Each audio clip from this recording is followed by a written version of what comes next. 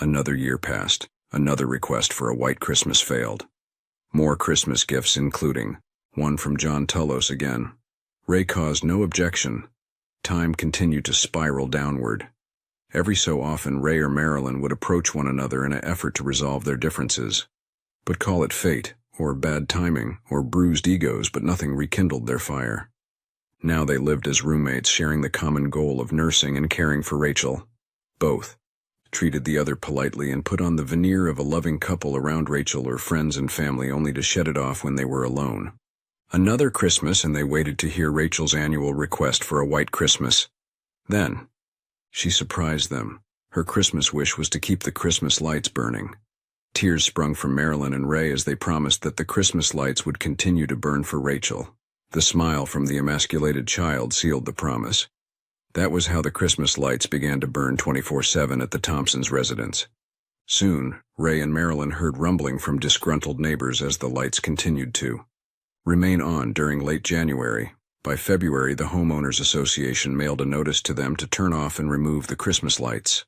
Ray promised Marilyn that he would take care of it as he pulled out the HOA regulations to reacquaint himself with the myriad bylaws. Initially, he sent a letter appealing to them to grant his sick child's request.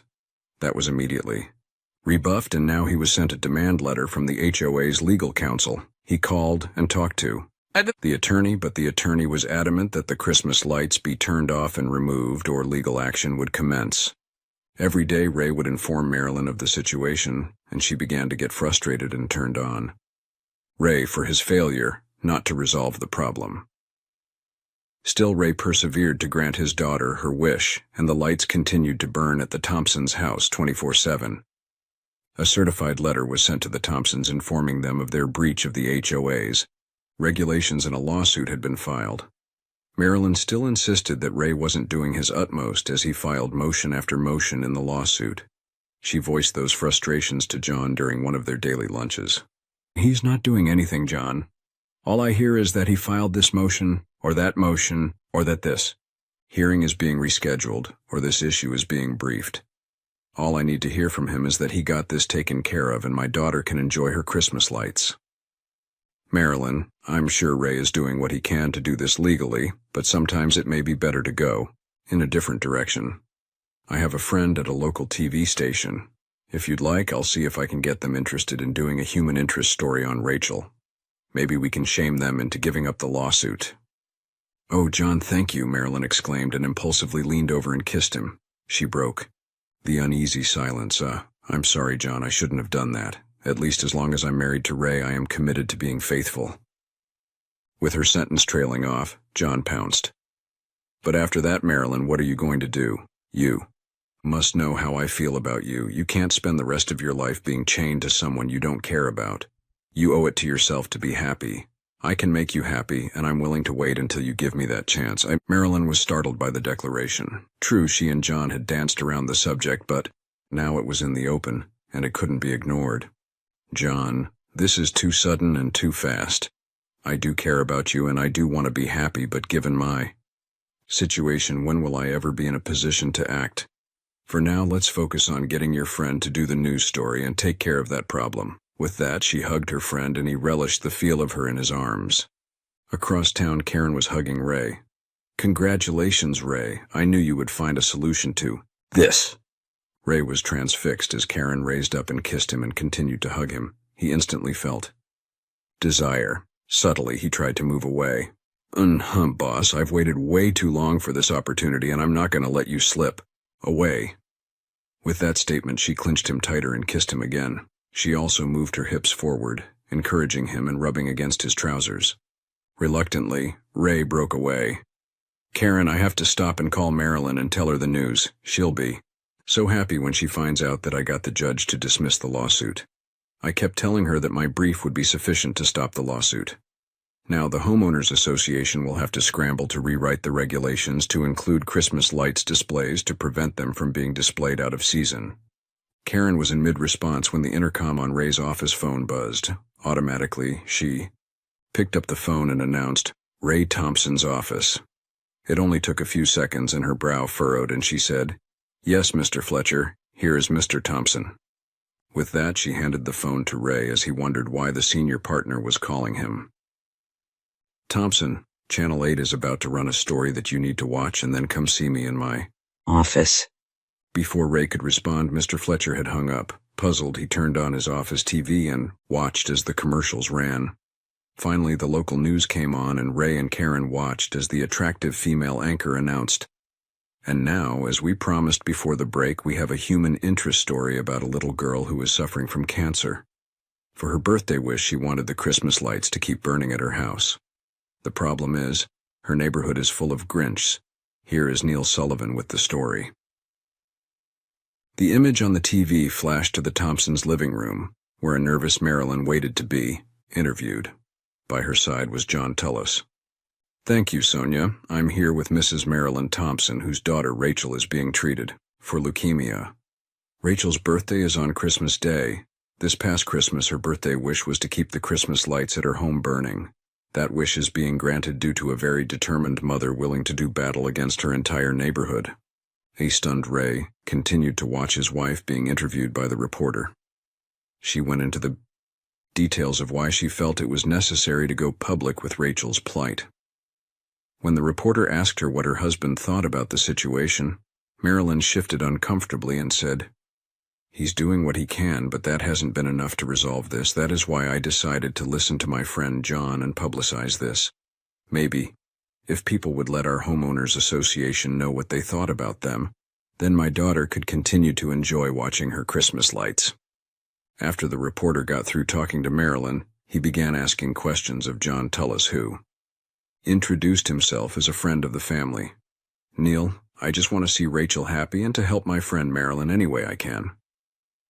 Ray turned off the TV and then hurled the remote against the wall, shattering it into small pieces. As he stormed out of his office to Mr. Fletcher's office, a startled Karen collected all the pieces to put into the trash. That night, an excited Marilyn anxiously waited for Ray to come home. Finally, around 9 p.m., she heard the sound of his car pulling into the garage. As the door opened, she exclaimed, "Ray, where have you been? I have the most wonderful news. Today I got interviewed on TV about Rachel, and I told everyone about what the association is trying to do. They put the interview on their website, and there are already 100,000 hits on the link. People are flooding the association's telephone lines and websites, chewing them out over what they've done. What do you think about that?"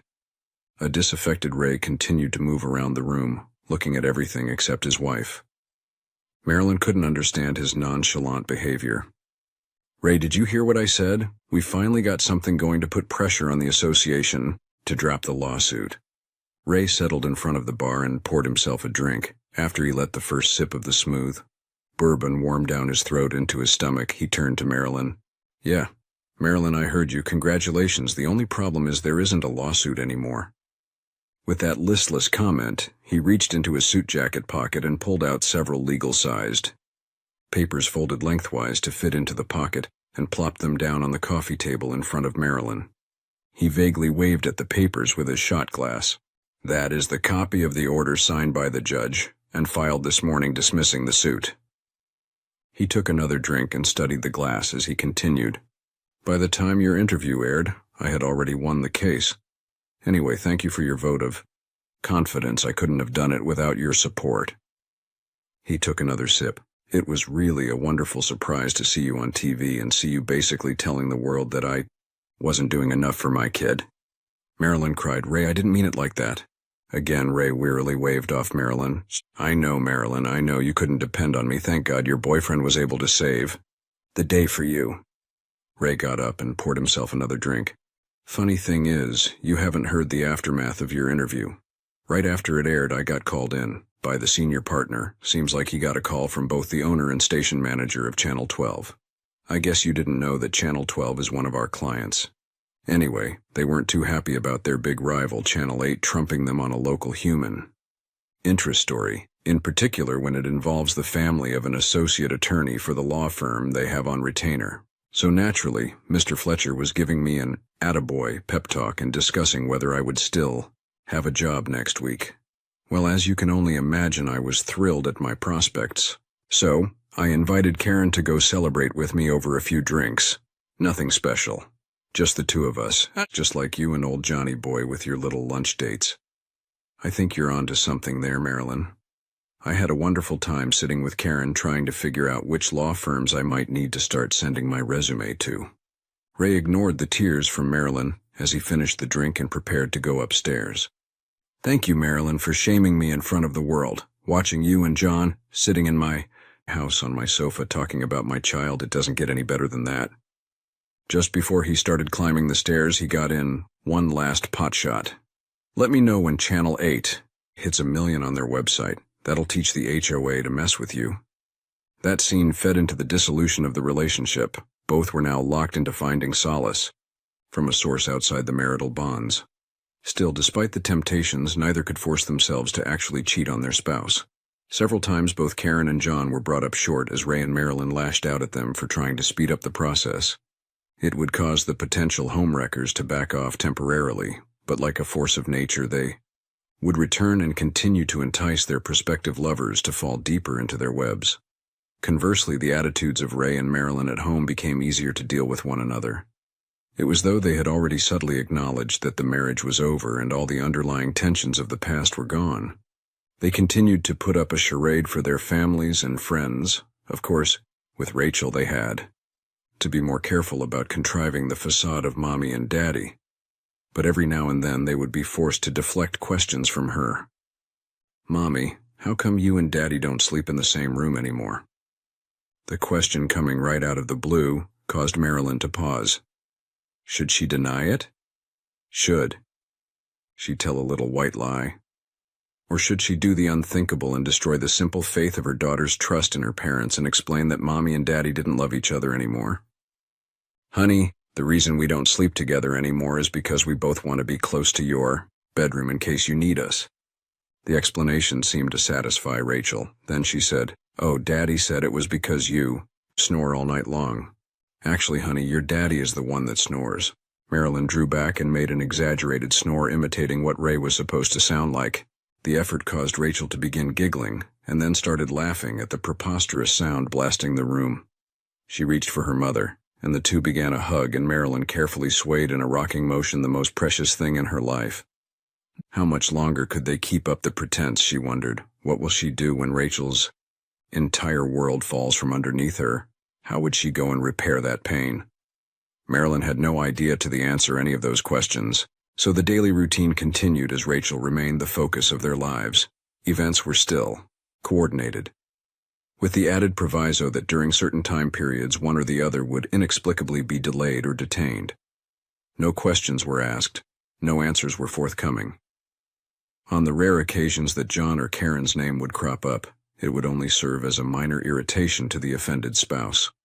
And time ticked away. One of the cherished chores was reading to Rachel at bedtime. Over the years, the favorite books had evolved into more age-suitable reading materials. Presently, the book being read to her was Harry Potter and the Philosopher's Stone. Rachel had already had the book read to her, as well as the next 2 books in the series. But she didn't like the trend the books were taking, so she asked for the first book to be reread to her. When things had been better, both Ray and Marilyn would take turns reading passages out of the book, mimicking voices of the characters to Rachel's delight. Now it was rare for both parents to be present during reading time, but Rachel would continue to insist, and on some occasions both Marilyn and Ray would show up, and briefly the magic of Rachel's smile would make the couple's troubles disappear. One night, Rachel asked for them both to read to her. When they settled into their chairs, they both noticed a large piece of paper bookmarked a few pages ahead of where they had finished from the night before. Rachel just smiled and explained that it was a surprise for them. Baby, are you feeling all right? Marilyn asked as she placed her hand on Rachel's brow. Ray, she has a fever. Maybe we need to take her to the hospital. No, Mommy, I feel okay. I don't want to go to the hospital. Please, can you just read to me? Running a fever wasn't out of the ordinary for Rachel as she fought off infections and side results from various medications that would counteract in her body. Finally, she persuaded her parents to continue reading to her. As they read, Rachel began to get less animated and involved in the story. Suddenly, her body began trembling and escalating into full-blown convulsions. Rachel's eyes rolled back into her head as Ray grabbed her. Marilyn screamed and dropped the book on the floor and was at Ray's side as they tended to their daughter. Marilyn fumbled into her pocket for her phone to call 911 for an ambulance. Ray sprinted downstairs to grab all the ice out of the freezer to try to cool down the fever Rachel was suffering from. It seemed like an eternity for the ambulance to get there. The EMTs quickly and professionally had Rachel strapped to the gurney and carried her to the ambulance, waiting with lights flashing in the night. All the neighbors were outside, drawn to the spectacle as Marilyn and Ray trailed behind the EMTs as they loaded Rachel in the ambulance. Marilyn scrambled inside the ambulance to stay with her daughter. Ray ran to his car and fired it up and followed the ambulance as the siren began wailing in the air. He trailed behind the emergency vehicle with his car's emergency flashers going. Matching speed and running through intersections, Ray wasn't about to let the ambulance out of his sight for any reason. They pulled into the emergency drive at the hospital, and Ray ignored an orderly's request that he park the vehicle into a parking lot as he ran behind the gurney. Marilyn's was crying as she ran alongside the gurney as they went into a hallway and approached a set of double doors. At that point, an RN commanded them to stop and directed them to a waiting room as the gurney disappeared from their sight. Like sheep, they followed the order and sat beside one another as they wordlessly waited to find out what had afflicted their daughter. In a few minutes, hospital security came into the room to remind Ray to move his car. He left and took the car into the parking lot and hurried back to the waiting station. Again, he sat by Marilyn and waited. They both watched the infinite slow ticking of seconds from the wall clock, hoping and despairing for news. The doors swung open and a grim young man in surgical scrubs walked over to them. "No, no, no, no, no," Marilyn mentally repeated as a mantra as he continued to approach. "Mr. and Mrs. Thompson, I'm Dr. Carter. I treated Rachel. I want to let you know what is going on. We got the fever down and she is stable right now. She is going to be transferred to a room shortly. As best we can tell, the leukemia and all her medications have worn out her body to the point her immune system cannot handle the strain. We are getting in touch with your oncologist and all the doctors that are treating Rachel and getting up to date on her medical history. Once that happens, we should be able to form a treatment plan. A nurse will be out directly to escort you to Rachel's room." As he began to leave, Ray dreaded asking the question but blurted out, "Doctor, is she going to be all right?" The bone-weary ER doctor could only look at him with jaded eyes as he turned again and disappeared to treat the next trauma patient. Ray and Marilyn collapsed back into the chair, fully aware of the significance of the doctor's refusal to say Rachel would be okay.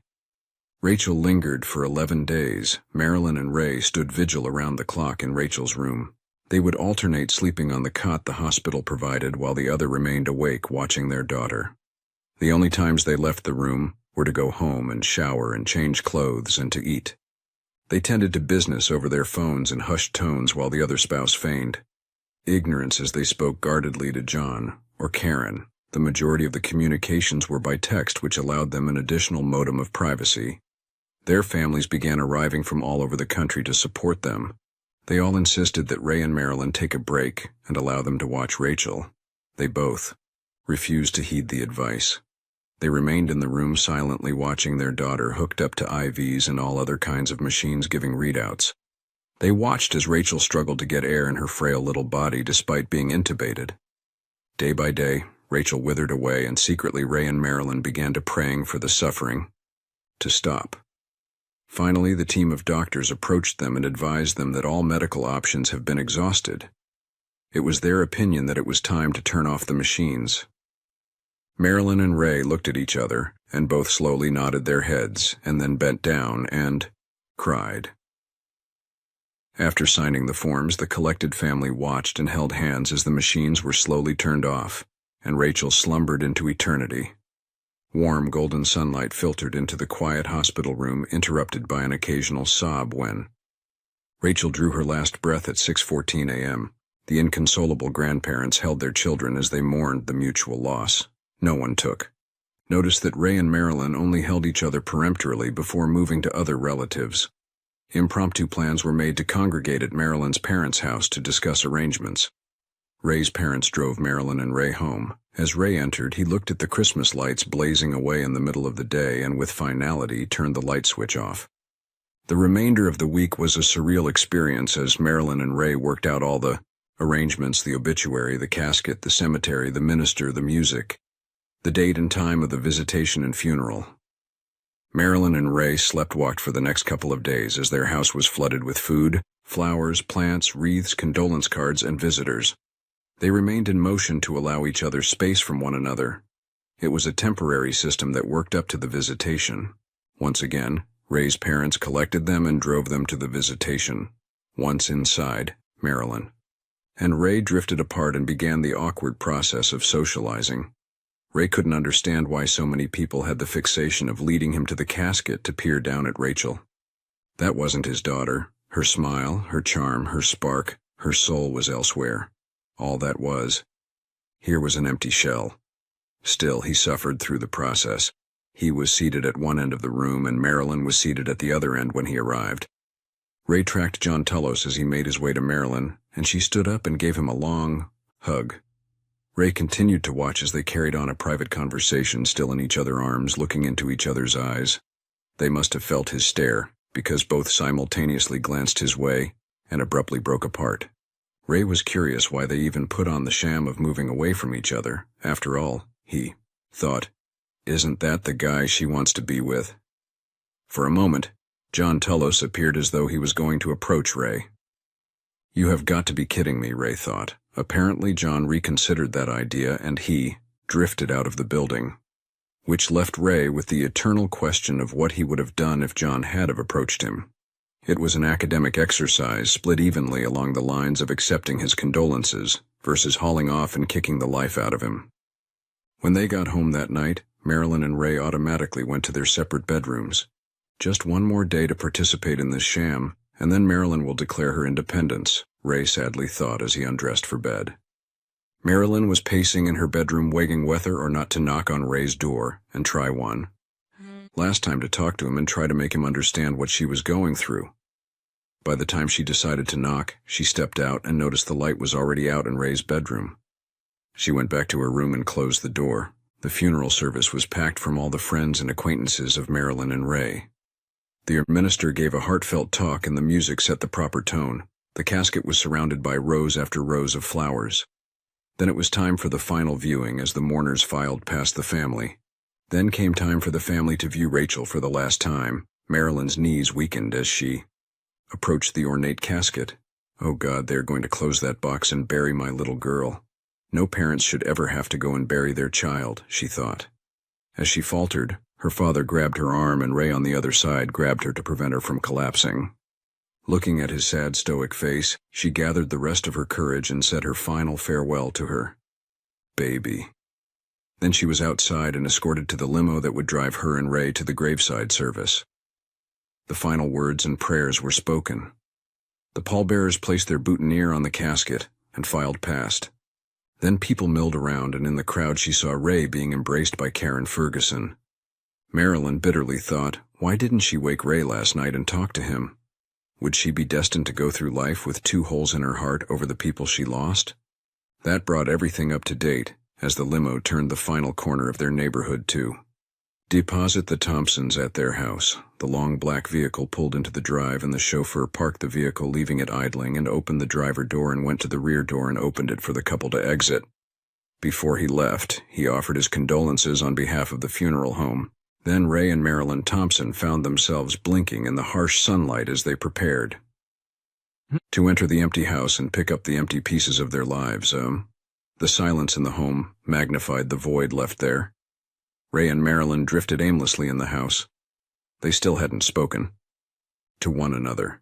Perhaps it due to the internal sorrow they both were dealing with. Perhaps because of the pending fear, both felt that the next conversation would be the first irreparable step to the dissolution of their marriage. They both felt that it was coming, but neither wanted to deal with it today. Not on the day they said goodbye to their baby. They both suspected that soon friends or family would be dropping by to see them or calling them, so they could lend their support at this difficult time. All they had to do was to stall long enough, and the distraction would put off the final task for another day. Marilyn decided to go upstairs to wait out the arrivals. Ray just stood at the foyer studying the family photographs framed on the wall that had tracked their lives. He continued to sink into melancholy as he focused from one picture to the next. Would Karen expect to start a family right away, he wondered. No. The gut-wrenching wail from upstairs echoed downstairs and brought Ray to action. He bounded up the stairs as another mournful cry repeated. No! The cry continued past the possibility of earthly endurance, and the pain stabbed at Ray's heart as he scurried to the source. There, on the floor of Rachel's bedroom, was the collapsed figure of Marilyn, crying inconsolably as a third mournful denial erupted from her. Ray was shaken to the core of his soul at the sight. He realized then that neither he nor Marilyn had manifested any true emotional release during the process of Rachel's funeral, and now it was coming up in spades for Marilyn. He dropped to the floor beside his wife, desperately seeking to find some way to comfort her as he gathered her in his arms. Our baby, Marilyn continued to cry out as Ray held her tightly as she cried violently. Against him. Still the house echoed with the painful cries as Marilyn continued to release her emotions. After what seemed like infinity, Ray became aware that Marilyn had an object gripped tightly in her hand. As he focused on it, he was aware of the primordial look in Marilyn's eyes. Eyes that looked at him in pain, in begging desperation. Eyes that begged for release, for forgiveness as she slowly brought her hand to unclench the paper she was gripping. Then, a stunned Ray studied the paper Marilyn had handed him. It became clear to him what had happened. During the hospital vigil, neither Marilyn nor Ray bothered cleaning up Rachel's room after she began convulsing. Neither wanted to disturb the karma of the room for fear of bringing a bad result down on them, as though that had worked out for them. Now Marilyn, to occupy her time, had decided to tidy up Rachel's room and made her discovery as she picked up the Harry Potter book from the floor, and the paper Rachel had marked in the book slid out for her to pick up. Ray studied the crude crayon drawing of the stick figures, complete with captions. There was the house, a large stick figure inscribed Daddy, a slightly smaller figure inscribed Mommy. Trailing them were two small figures. One was inscribed Sister, and the other was Brother. Looking down on them from a cloud was a stick figure complete with golden wings and a halo, simply inscribed Me. Now the full impact of the sorrow that had flooded Marilyn struck Ray as well as the smiling stick. Figures burned into his soul. For 5 years they had begun preparing mentally for this. For 5 years, day by day, they shielded themselves.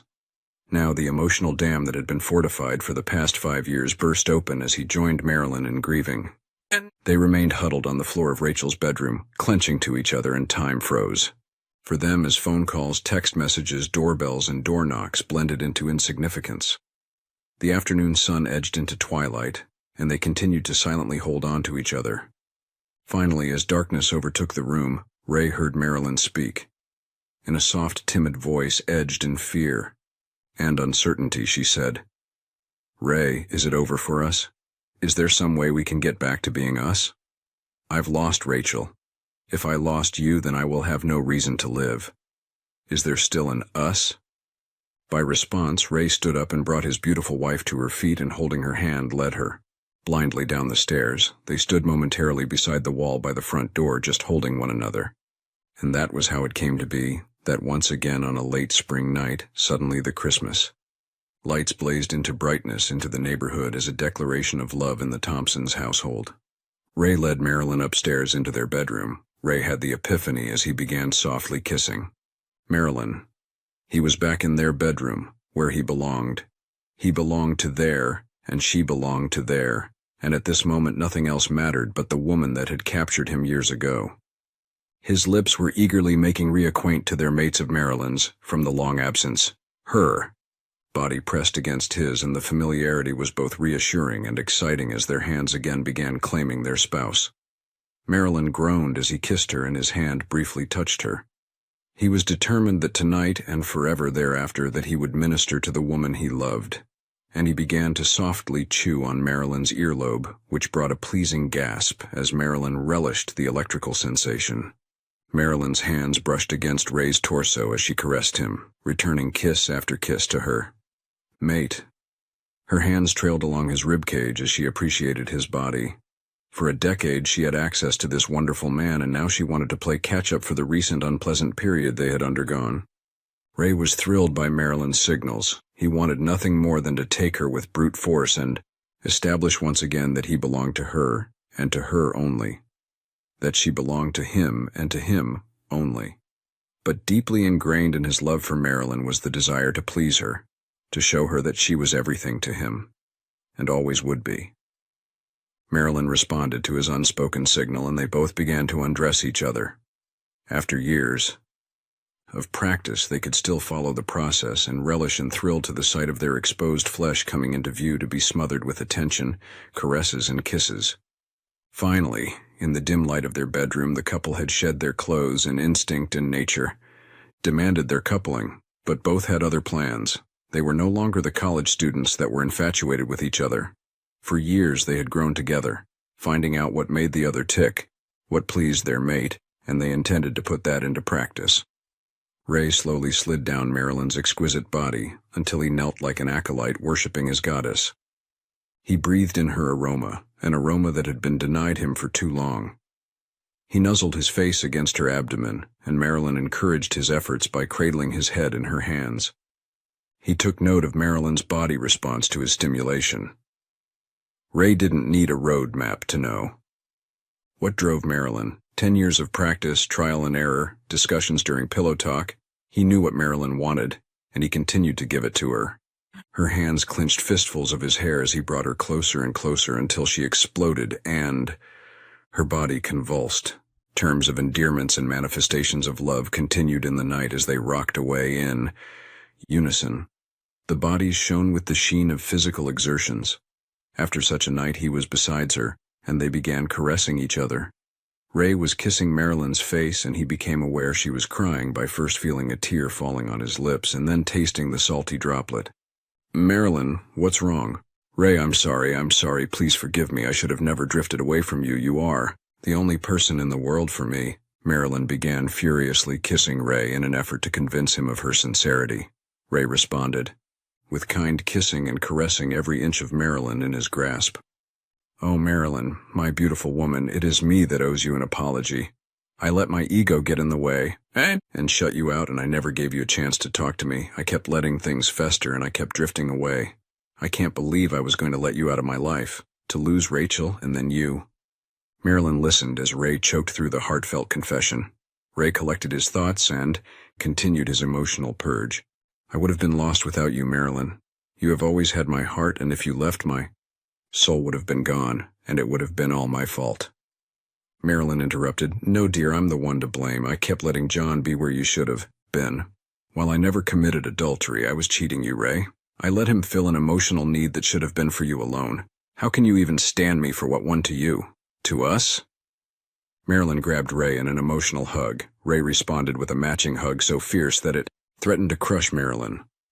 "Marilyn, baby, we both are to blame for letting things get away from us. We were so focused on Rachel that we forgot about us. We tried so hard to keep her here that we didn't see the stress we were putting on ourselves and each other. Ray, how do we get back to where we need to be?" "I'll do anything for you," Marilyn declared. At that moment, the doorbell chimed, and Marilyn automatically began to rise to get dressed and answer the door. Ray grabbed her and said, "First thing is we ignore the world. This is the time for us, and we put no obstructions in our way to each other." For the remainder of the night, they ignored the phone calls and knocks on the door and made love. Throughout the night. Slow, sensuous love. Not the rushed fumbling of their first coupling, not the lustful rutting of their honeymoon, but the pleasing gratification of the partner they vowed to cherish for eternity. And they spent the remainder of that night rediscovering their love. As dawn broke, they left their house after placing a house key under the doormat. Text messages were sent to both sets of parents as they drove to their destination. In short time, they studied the electronic board with arrivals and departures and destinations. They made their choice and marched up to the counter and presented their passports and a credit card and flew to their destination with just the clothes on their backs and no emotional baggage, and they disappeared for 3 weeks. John Tullos was disconcerted by the chain of events. For 3 weeks after the funeral, he had been trying to reach Marilyn by voicemail and text. She never responded back to any of his entreaties. After the first week, John applied for compassion leave for Marilyn and made the application retroactive for the first week. He had left the ending date open for Marilyn's return, but sooner or later, he would have to take this up with his superior. Didn't she know what a predicament she was putting him in? Why won't she call me to let me know? What is going on? John thought. Maybe she's clearing the way to be with me, he thought hopefully. Then came a knock on his door. John, can I come in? A tanned, rested, serene Marilyn glided into his office and sat across him from his desk. Marilyn, he happily sputtered, and he rose to go greet her with a hug and kiss. Abruptly, Marilyn held up her hand to halt his progress. No, John, there isn't any need to say hello. To me. She warned him and indicated for him to sit down. I just came in to give notice that I'm quitting, John. I realize this put you in a spot, but I can't help that. I'll be willing to stay long enough to get my replacement up to speed, but after leaving you in the lurch, I figure you've got someone already doing my work. What the hell, Marilyn? You walk in here after disappearing on me for 3 weeks and the first thing you do is quit. What about us, Marilyn? Have you forgotten what we meant to each other? John, we were never meant to be. You were there for me when I needed an emotional anchor, and I will always cherish you for that. But I only have loved one man in my life, and that is my husband. For me to try to go into a relationship with you would be dishonoring him and me and you, John. You deserve more out of a relationship, John, than I can provide. You deserve someone that loves you, and that isn't me, John. Ray will always have my heart and soul, and you would always come out second best, John. Marilyn looked onto the hapless man with sympathy. I'm leaving because I don't want to remind you of what might have been. I came too close to. Losing the only thing left that I cherish. Ray and I have a fresh start, and I owe it to him to give it my best shot, and I can't do that here with you around. It would be too easy to renew our little talks, and that would lead me into a trap that I'm not going to fall in. Marilyn stood up and extended her hand. Goodbye, John. John desperately gripped her hand as though to will her to stay and said, Marilyn, we can work this out. With that, she ignored his comment and slipped her hand out of his and walked out the door, out of his life. Across town, Ray calmly sat across the conference room with every partner in the law firm in attendance to give a healthy dose of discipline to the upstart associate that thought he could go missing for 3 weeks and not suffer any consequences. As soon as the meeting was called to order, Ray transformed into the attorney that made him renowned throughout the state. He refused to allow the tribunal to go on the offensive. Instead, he began leveling a number of grievances he had suffered through while in their employment. Then, he listed the clients he had brought to the firm. Then he listed the existing clients that he tended to on a regular basis. It was soon apparent to everyone in the room that Ray held the winning cards, and any talk of punishing him would have to be shelved for the sake of the firm. But Ray wasn't through. He demanded and received a commitment to partner status for himself and 3 other associates that did the bulk of the work in the office. By the time he left the conference room, the handwriting was on the wall for the elderly leeches that had not contributed to the firm for years. Ray was already contemplating his move into Charles Fletcher's office as Karen Ferguson rushed to him and squealed, Congratulations, darling. I was so afraid you were going to be fired. Now we can get started with our family. Ray sadly looked down at the excited, beautiful secretary and said, Karen, we have to talk. And he slowly dislodged himself from her embrace. Have 9 years already passed? Ray thought as he viewed the calamity erupting in his house. Colorful wrapping paper was flying in the air as the last gifts were being opened by the twins. Between the shrieks of joy from the discovery of the gifts and the bartering that had already initiated between his daughter and son, he continued to watch contentedly. Beside him was Marilyn as she slipped her hand into his and gave him a long kiss for her Christmas gift of the expensive emerald necklace. You spent way too much on me again, Ray. I'm going to have to make it up to you tonight. Marilyn warned him as she rubbed up against him. Yeah, Ray thought, like that will ever be a problem for me. He wondered what she had in store for him, but he already knew he would enjoy his late gift. In the chaos of what used to be the pristine den, Kobo, their golden retriever, unwittingly came into range of Charlie, their Siamese cat, perched on the arm of their sofa. With a lightning strike of his paw, Charlie raked the sensitive nose of Kobo and jumped down to the floor through the discarded wrapping paper and boxes. Kobo barked and chased after the wily cat, and the twins were trailing behind, adding noise to the cacophony of sounds emanating throughout the house. With ease, Charlie jumped upon the kitchen counter and achieved sanctuary from the furious Kobo, who continued her barking as the unperturbed cat began bathing himself in appreciation of the Christmas gift of the injured dog. "Okay, kids, it's time to leave. Go get dressed," Marilyn announced. Ray drove his family in the cold gray morning to a familiar rendezvous. During the drive, he and Marilyn began to get lost in their train of thoughts. The melancholy aspect of the journey was lost upon the twins as they engaged into their old age debate. "You have to mind me because I'm older than you," Carla declared to her twin brother, who had the misfortune of being born 30 minutes too late. Using the only logic available to the 7-year-old boy, Paul declared, "Nu-hmm." The debate drifted along those lines until the twins turned to the final arbitrator and asked their mom to decide who was right. Using the wisdom of Solomon, Marilyn ruled they were both right, and the main thing was they had to love each other. With that settled, the children drifted into another conversation. Again, Ray thought as he drove. 9 years, so much had transpired. Marilyn had started her boutique graphic art business, and from the start, she was able to cherry-pick the assignments that interested and motivated her. Ray had continued to dominate the law firm, and soon forced the partnership to accept promotions and salaries based on merit. It made for a happier office. Well, except for Karen. After Ray informed her he was staying with Marilyn, Karen tendered her resignation. Ray tried to get her to agree to a transfer, but Karen was adamant. 2 years after she left, a wedding announcement came to the office. Karen had found her a doctor to marry. Ray went online to their registry and purchased the most expensive item listed and wrote a warm note to go with it. Ray didn't attend the service. Things went a little tougher with John. One night, out of the blue, Marilyn received a text from John declaring his love and wanting Marilyn to meet him that evening at the Hilton, where John had rented a room. Ray met the inebriated John at the bar and had a quiet conversation why Marilyn was not going to show up. As Ray left, the heartbroken man began crying at the bar as he finally realized Marilyn would never be his. Marilyn changed her cell number to assure herself there would be no repeats of that situation. Word eventually arrived back to Marilyn that John transferred to the London office of the firm. Carla and Paul were a happy accident. At first, when they discovered the pregnancy, fear flashed into both of them. But they sat down and talked like the best friends they were for so many years, and they both realized they wanted another chance.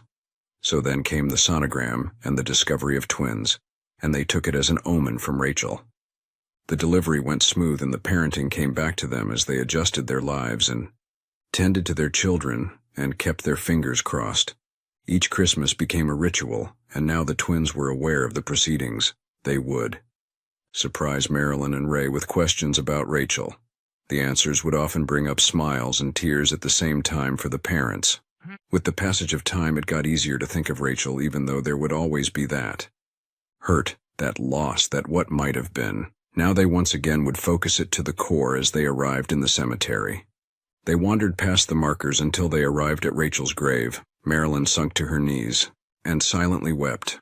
Ray joined her and bowed his head. Carla and Paul obediently followed suit. They remained quiet in the chill of the morning as their parents prayed to their lost child. Then Marilyn collected herself. "Okay, Carla, Paul, hold on to your balloon until we all release them." At the same time, she reminded them. Each hot air balloon had a small note attached. There was a balloon from each family member. Carla's note wished that her big sister was there so they could teach her brother how to act. Paul's note wished that his big sister was there to keep Carla from bossing him around. Marilyn and Ray's notes were more complex. Before attaching the notes to the envelopes, Marilyn and Ray would share their thoughts. There would be no more secrets to come between them. Ray had written, "Dear Rachel, another year has passed and we are here on your 18th birthday. Today all I can think about is you and how brave you were while you were with us. I miss you so much and I think of you every day. I wish I could have done more for you. I wish I could have seen you grow up to be the beautiful woman you were meant to be. But God had other plans for you, Angel. I think back at your birthday, wish for having a white Christmas, and I wonder why I didn't pack us up to Canada for 1 year or just rent a snow machine so your wish could come true. But I tried to do my best and be the best daddy to you. One day we will be reunited and I'll get to see you in heaven. I love you, Daddy." Marilyn's note went, "My sweet baby, how I miss you. I think about you every day, and your daddy does as well. I try to visualize you as an adult. I regret that you missed out on so many things I should have been allowed to share with you like every mother has with her daughter. Daddy calls you his angel, but the truth is that you were an angel to us both. You saved us both from making a terrible mistake. So I think of you as my sweet angel. I know you remember hearing Daddy play that Willie Nelson song about an angel that flew too close to the ground. That is how I think of you, my guardian angel that helped me in my darkest moment and then God took her back to heaven. I love you, baby mommy. The foursome stood up at the grave and at the signal released the hot air balloons that rapidly drifted upward. The family watched until the balloons vanished quickly out of sight in the dark, foreboding clouds. With that, the spell was broken and the kids turned to run back to the car. Ray continued to look upward a moment longer. He knew that the balloons would soon lose pressure and drift back down to earth, but did it really hurt to think that the balloons made their way to heaven to be read by Rachel? He felt his soulmate slip her hand into his and looked into Marilyn's face and knew she was thinking the same thing as they began to walk back to the car, and it happened. Snowflakes began to fall, large flurries of snowflakes drifting down that would soon cover the ground, and the foliage and the countryside with its purity, turning the world into a monochromatic world of whiteness. Finally, Rachel's wish had come true. A white Christmas. The children shouted and danced around the car trying to catch flakes on their tongues. Marilyn and Ray looked at one another as drifting flakes kissed their faces, and they both knew as tears came to them that once again their angel was flying close to the ground.